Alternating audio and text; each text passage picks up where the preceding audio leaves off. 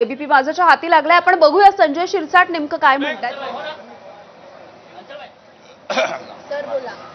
Sir एक video Eknath Shinde साहेब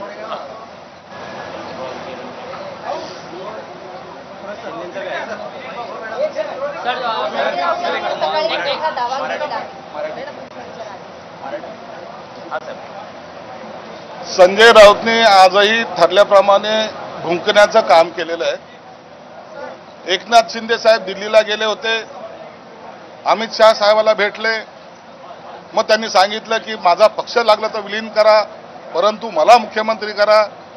हे सगळं जे पाहिलं ना, ते ना संताजी धनाजी दिसतात का काय असं एक प्रश्नचिन्ह आहे। मुळामध्ये असे मूर्खासारखे स्टेटमेंट करणं फक्त संजय राऊतलाच जमू शकतं। आम्ही जे काही त्यांना टोचलेलं आहे त्याची जखम आजही त्यांची भळवळते आणि म्हणून सकाळी उठलं का एकनाथ शिंदे, दुपारी उठलं का एकनाथ शिंदे, मेळावा असला का एकनाथ शिंदे, संध्याकाळी झोपताना एकनाथ शिंदे, मग त्यांची ती दाढी, मग त्यांचा असलेला करिश्मा, यावरच त्यांची असं एकंदरीत टार्गेट हा एकनाथ शिंदे साहेब असतात।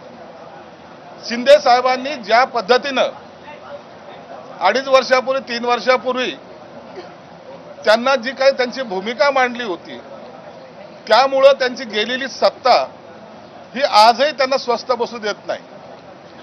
आमचा चान्स ह्या माणसाने हुकवला, आम्हाला सत्तेतून ह्या माणसाने खेचलं आणि हे तुम्ही अनेक भाषणातून पाहताय।